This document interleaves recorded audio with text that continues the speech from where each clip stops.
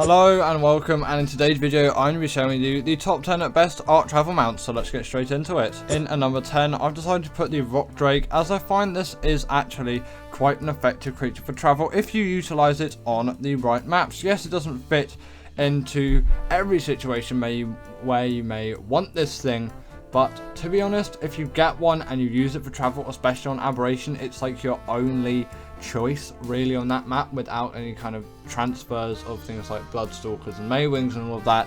It is really going to do a lot of good service on that map, and it really does do you some good service on some other maps as well, like Gen 1 2 if you want to bring it over, and especially maps with a lot of things just like big objects everywhere for this creature to hold on to, because it's not particularly great with loads of flat terrain. I wouldn't bring it on the island of course, but still, you can get quite a lot of leeway out of this creature, even in some flatter environments. I'm using it in one here, and I still did get across this place pretty quickly while also recording the B-roll, so it went pretty smoothly in my opinion, and it is definitely a very nice, fast, reasonably great travel mount. There's also got a load of great attacking abilities as well, which just help it along the way. Next up on the list, I've decided to put the Pteranodon, as I really do like this as a general flyer. I think it has a lot going for it, especially considering the level that you actually unlock this thing. It's sort of insane what you can get out of this creature. It's a little bit absurd, to be honest, the level on which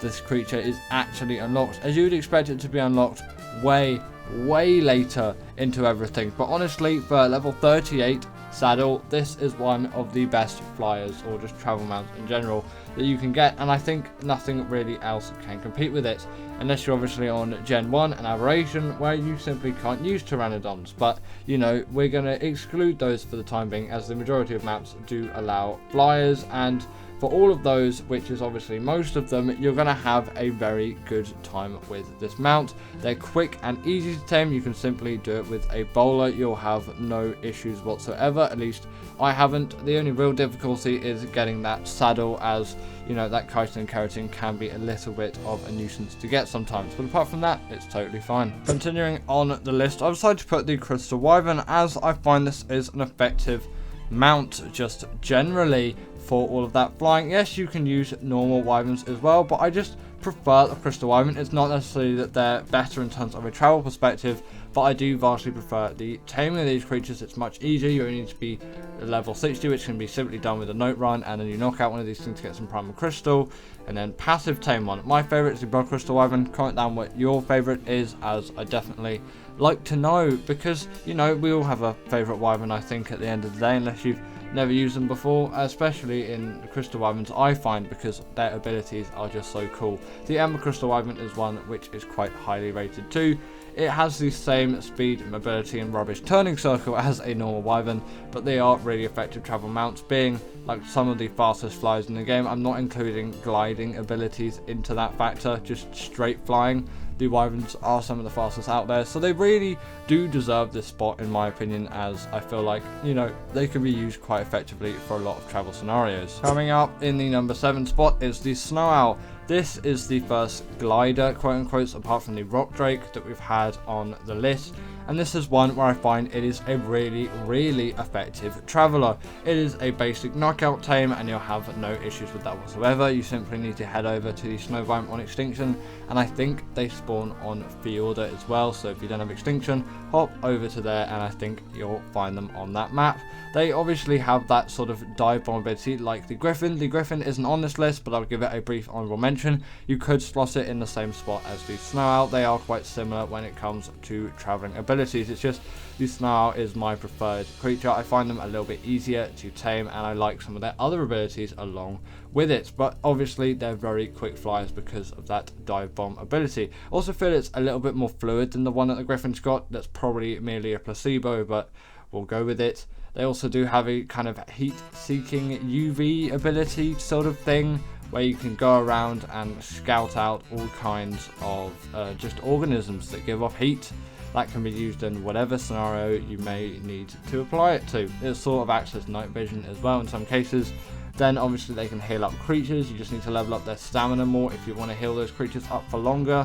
If you're wondering why you can't heal creatures up for longer, it's because you need more stamina, so get that stamina cranking, and then you can heal some creatures for serious lengths of time and really get them healed up. It's great if you're just taming something and then its health is really low, like you've been training it for ages. You can simply heal it with one of these things and it's back up to scratch. The Daedon can't do that because it can only heal up your own creatures. And obviously snow owl pellets are going to be extremely useful if you're feeling scratches. You can get some insane loot. Next up, I've decided to put the Astrodelphis, as I find this is a really effective speed mount. If you want to get somewhere really quickly, the Astrodelphis or the Trichognathus, I'm kind of going to tag team them together because they are quite similar as creatures. Then you're going to want one of these two. The Astrodelphis is just my favourite though, so that's why I'm putting it here instead. They can dash across the map with insane speed, and that isn't even accounting for obviously any speed leveling that you may do, because you can't on these things like you can't on all flyers unless you enable it, but you can get some insane speed on these things totally like on official settings, and that is absurd. The only reason why you go for a Tropio, in my opinion, over the Astrodelphis is the taming method is slightly less expensive. The maps that it spawns on tend to be better, and obviously the saddles unlocked at a way lower level. But apart from that, the Astrodelphis really does take the crown, in my opinion, for just being such a great travel mount. It can travel with such great speed and agility. It really is an effective mount for all of that. It's just like a dog fighter, but in Ark, essentially. In at number 5, I've got to put the Rhinognatha. This is obviously a very recent addition to Ark, but it really has influenced a lot of great traveling, at least for me, and especially because you can pick up things like Diplos and Rexes and Parasauritheriums. It's absurd what this creature can really do. It's sort of insane, really. It's like, honestly, mind-boggling from a person like me who's been playing Ark for absolutely ages. It's crazy how the game really progresses. I'm definitely here for it, even though I wasn't really when this creature first came out. It's obviously quite a rare one. You find it on the island and the Lost Island. It's very accessible to all you players out there because obviously it spawns on just the main map of the game. And sadly, it's the swamp biome, makes the swamp biome even more dangerous. But when it comes to speed and agility, the Rhinognatha really just does have it. It can go with so much give. It's insane, really. You can fly for tremendous distances without really using up any stamina, and their weight is great. You can carry a lot with you, and you can travel with great speed too, which is something which sort of matters at the end of the day. So let's just continue on the list, shall we? Next up, I'm putting the Desmodus. This creature is truly an effective mount. It is a great glider, and it really has done a lot for me in terms of travel. It has the Sanguine Elixir as well, which is an absolute cheat for tames. I started it done like that with a click of a button. You'll have no issues whatsoever, or seemingly no issues whatsoever with the taming. You know, you never know what's going to happen. You could just get something like one of those ants just tear your tame to bits and you ruin all of its effectiveness. That's annoying. Has that happened to you before? Comment that down below because I want to know. Again, it's got the same gliding ability as the Griffin and the Snow Owl. It really is just such a nice thing for a flyer to have, and this really does utilize it very effectively. I like how it uses the gliding ability. It feels very smooth, even smoother than the Snow Owl's one, and I do prefer it as a travel mount. They're also only spawn on Fiorda, like I think the Snow Owl, again, it does spawn on Fiorda too, but if you are on that map, I would rather go for this creature than the Snow Owl. It's just more useful in terms of all of its other abilities that for me as a PvE player, and I just prefer its general agility. In at number 3, I've decided to put the RG because this has been here for absolutely ages, and it is a go-to for me. Yes, while maybe not the fastest and most agile mount out there, I have done most of my traveling in Ark with simply this creature and this creature alone. I really do love it. Yes, nostalgia does play into it, but considering it spawns on the island and it is just so effective for metal gathering and more transportation, actually. The Dodic and the Yankees will be doing that, and it can pick those up too. You can also pick up berries, so if ever I was going to a cave, I could just pick a berry of this thing. This is pre-cryopod days, if you are wondering. Now I usually just would cryo up my berry, or soul traps really, because I use that mod instead. Yes, I use mods because I love them. The game is definitely better with them, at least from my perspective. They also can travel very long distances, considering their stamina is great. Their weight is also up to quite a high standard, and I really do like that. And obviously with the weight reduction, it's 50% on things like metal, crystal, and obsidian, which is why they're just such great metal haulers. They also have a portable smithy as a saddle, so you can do anything you do in the smithy in the LG saddle. So if you want to repair your armor after a cave run, let's say, you can, because those pesky autoplurers at some point probably are going to get it, and that's something which you really don't want to happen. They also have a nice, neat regen buff too, and I think that really does play into the essence of these creatures just being so versatile, but also great travel mounts. In number 2, I've got to put the Bloodstalker, because for any underwater travel, this is my go-to, and I love it to absolute bits. It is actually insane how much I've been using the Bloodstalker as of late, but also just for general travel on the land as well, it is really effective. You're essentially a living Spider-Man. Its damage is also not to be underestimated. Yes, you're not going to be fighting any bosses with this thing, but you still can kill quite a fair few amount of creatures. They can obviously skate along the top of the water, and you can see all of the aggros of the creatures around you. So if a quick escape is needed, you can always go to the top of the water and skate away at lightning speeds, while also being able to see what creatures are actually aggroed onto you. This helps in a very low visibility environment like the ocean biome. I find that just to be really effective, and it just helps me in a way. Yes, I have the awesome Spyglass mod as well, but I don't need to really press anything for this to happen. It's just instant, and I could leave my awesome Spyglass on all the time, but frankly I wouldn't really want to do that. I only use it when I'm taming things. But obviously then when you hop out of the water, you've still got yourself an absolutely insane travel mount, and then you can be that real Spider-Man energy with you just slinging across the whole map. It's an insane creature for all things travel, and that is basically all I use it for, especially underwater travel. It's my all-time favorite underwater mount, and there is really no competition for this for me. That is my opinion. Let's get into number 1 spot, shall we? And in number 1, I've decided to put the Maywing, as I really do love this creature as a travel mount, and it is unbeaten ever since its release. This has been my go-to travel mount for everything apart from underwater travel. Although this is actually still a very decent underwater mount, and it can skate along the top of the water like the Bloodstalker 2.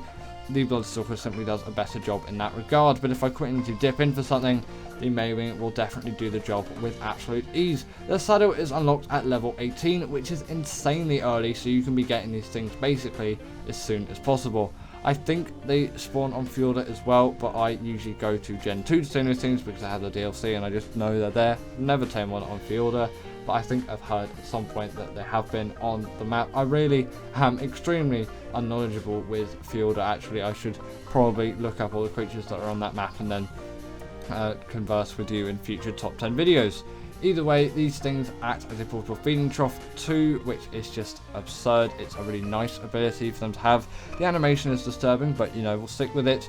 And they can gather berries too, but the main reason why they're such good gliders, because you might say, well, they're just the same as the rock drake really, but you can really get a lot more agility out of these things than the rock drake, and you don't need very, you don't need a big difference in terrain elevation to get these things to actually fly far. The top 10 best art transporters. In at number 10, I've decided to put the gas bags, as I really do like this as a creature concept, especially when it comes to all things transporting. This does have a lot going for it in that sort of niche, let's say. It is a reasonably fast and effective creature for getting around the map with some serious speed, and it has a lot of heft to it when it comes to weight, and that is a key part of transporters. And obviously the speed does apply quite well too, but this has sort of the best of both worlds.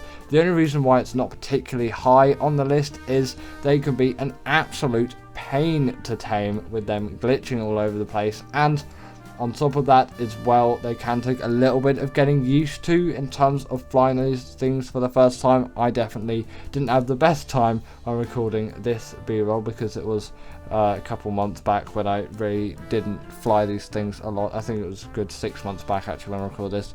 At some point I'll redo this and probably show off some better gas bag flying skills. That's definitely something to consider though. You can bring a friend along with you, which, you know, it makes it nicer. They've just got tons of weight though. You'll have no trouble transporting metal and goods like that around the map with these things. Next up, I've decided to put the Pteranodon, as this is just one of those creatures where it's like, you really can't get away with not having one of these to a degree. Yes, it is just really unlocked early on, and that is a great use for it as a early game transporter. This shadow was unlocked at level 38, but soon after you do get things which are a lot better, which is why I am going to knock this creature back a little bit. That is why I've knocked this creature back a little bit, but it still does have a lot of merit in transportation, not only from you, but it can get some things around too, like some other players and some resources if you're careful about the weight, which isn't really that great on this thing. It's so much more spread across Arch maps than the gas bags that I find it simply has to be a better transporter.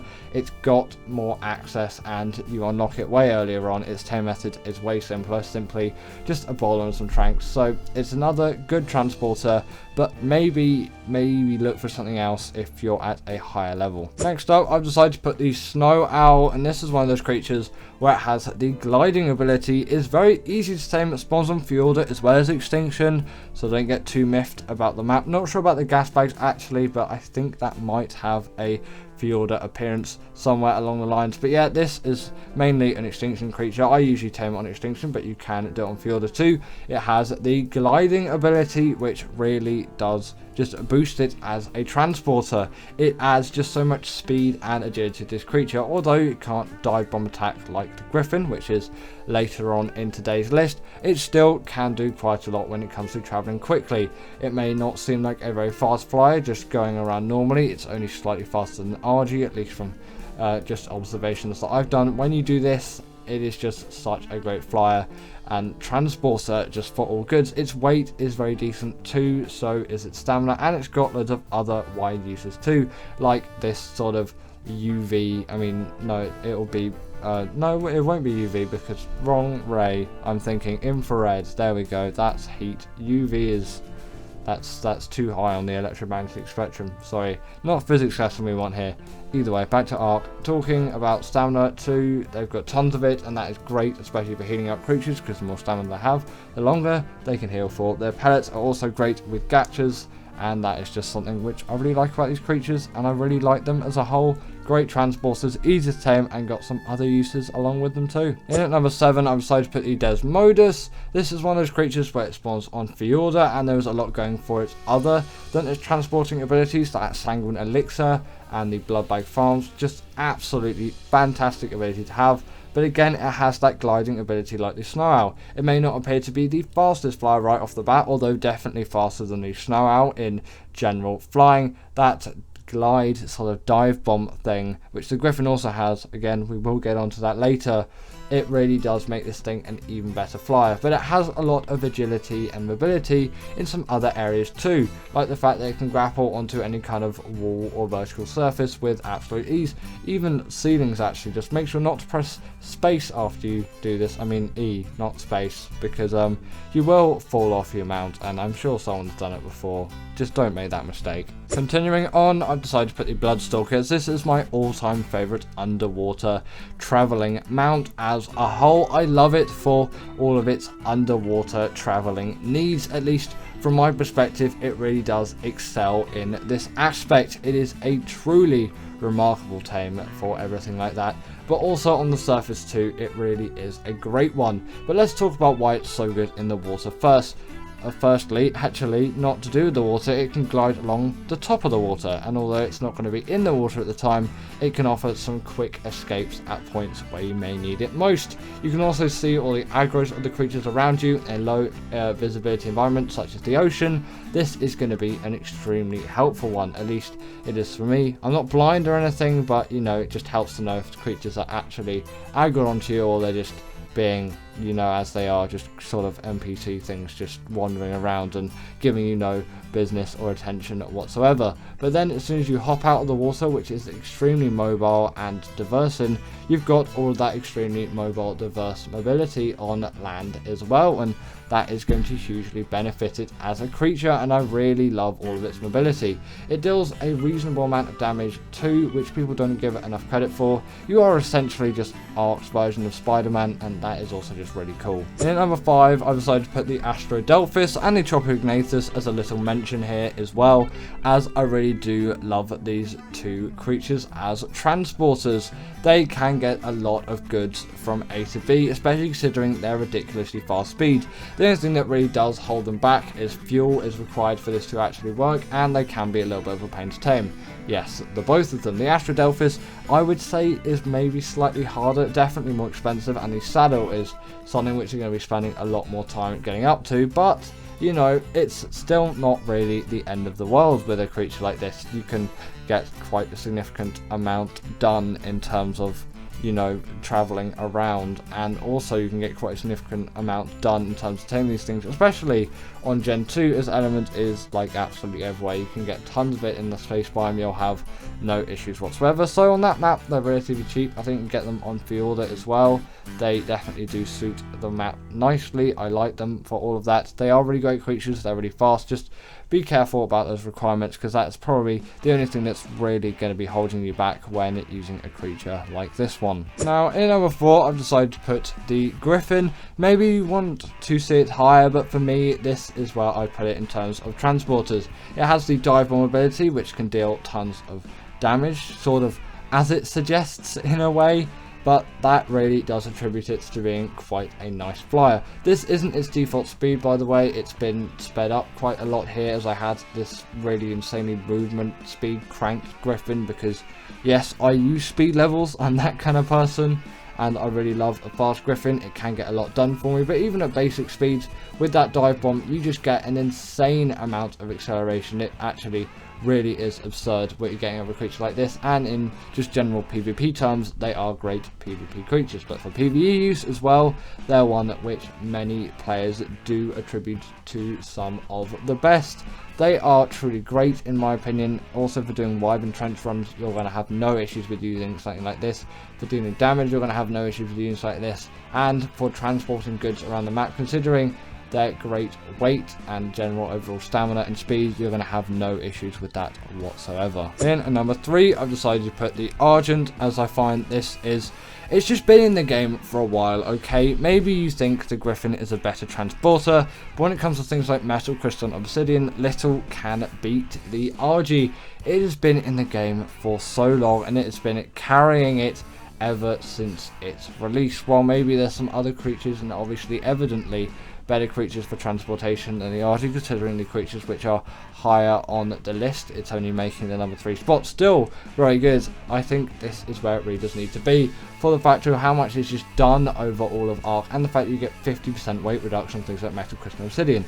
It's still an insane thing to me. Yes, I might be still a little bit stuck in the primitive age, but I think it really does deserve a lot more than it's getting these days. I love the RG for all that it offers. Its saddle acts as a portable smithy. You've got a nice regen buff. It can pick up tons of creatures and transport them around the map with genuine ease. You're going to find no issue with using this creature as a transporter. While it may not be the fastest out there, that isn't what it needs to be a good transporter. It can carry hefty loads with absolute ease, and you can get around the place, maybe not in the most timely fashion, but you'll get there safely and reasonably efficiently with a lot of stuff with you. In number 2, I was really thinking about this one, but I'm going to put the Rhino here because it is a very fast, effective flyer, obviously spawning on the island and the Lost Island, but the fact that it can pick up so many kinds of creatures really does make it such a great transporter in my opinion, and this is why it really does take the cake for me in the number 2 spot. I was thinking put the RG a little bit higher, but I think considering this thing can pick up Rexes, Diplos and Paraceratheriums, it really does just deserve to be here for a great Arc transporter, because at the end of the day, if you can pick up creatures like that, it has to be one of the greats. And yes, cryos exist, and obviously soul traps if you use that mod as well. I do, because cryos frankly are just way more annoying than the soul traps mod. Comment down below if you use that mod as well, by the way. I'd like to know how many other people out there are using said soul traps mod. But yeah, considering it can pick up that wide range of creatures, I think it is extremely deserving of the spot. It is a very fast travel mount too. It is capable of gaining significant speed on it, and it deals quite a hefty amount of damage too. Great for PvP and PvE uses. Its tame message is just exactly the same as the Reapers really. I won't go into it in this video because it could be a little bit of a drag. Let's get into the creature in at the number 1 spot. And finally, in number 1, I've decided to put the Maywing, as I really do like this as a general creature in its concept, but also really, is it beaten when it comes to general travel mounts? The Maywing has just such an insane amount of speed to it.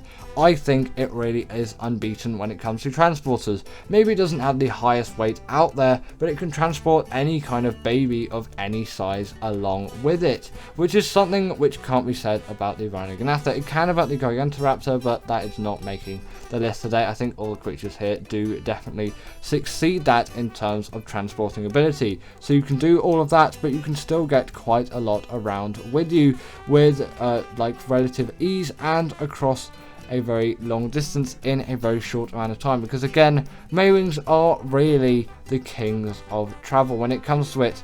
On flat terrain, they are absolute beasts at it. Maybe not going very vertical, but still a lot can be done with these things. They also act as a portable feeding trough. They're pretty good swimmers, and they can gather berries. There's so much going for these things, but in my opinion, they take the cake for the best travel mounts in Ark, and I don't really think anytime soon that is going to be changing. But anyway, that is the end of today's video. I really hope that you did all enjoy, as I definitely did enjoy making this one. Comment down below what is your favorite Ark transporter, and if you didn't agree with this, then make sure to comment down below your 10 below in the comments, and I'll see you all later.